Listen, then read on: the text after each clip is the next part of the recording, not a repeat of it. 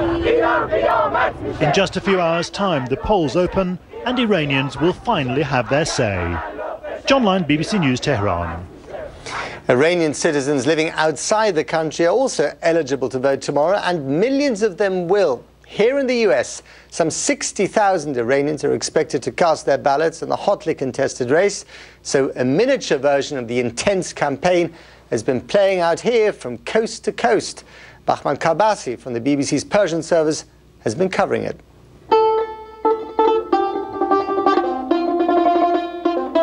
Kosar Gohari is taking a much-needed break from non-stop campaigning. She and her fellow Iranian Americans are getting out the Iranian vote from a living room in the Maryland suburbs. They're Skyping, emailing, phone banking and uploading pro-reform videos. Their audience, over 4 million Iranian expats from 130 nations eligible to vote on Friday. Their candidate, the reformer of choice, Mousavi. I think he is an honest person and he has the capability to connecting different part of the Iranian society that now it's very polarized. I think he can connect those parts together. Also, internationally, I think he can improve the image of Iran.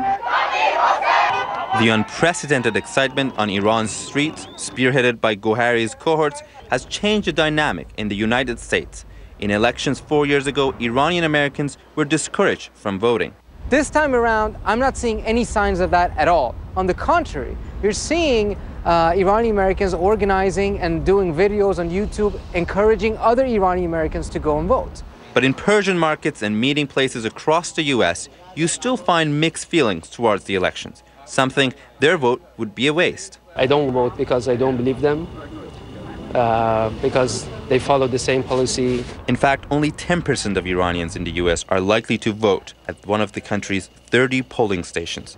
But for them, it's the biggest vote of their life.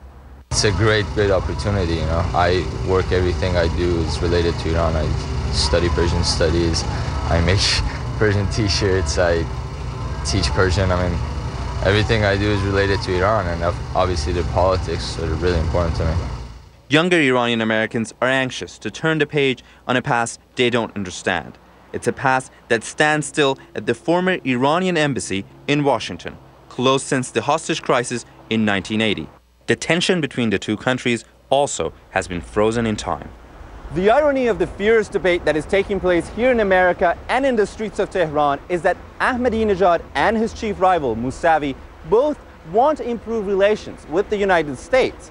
But the two camps strongly disagree on just about how to achieve that goal. They should respect Iran. For 32 years, Azita Shafazand has been rooting for her home country in its rhetorical battle with the United States.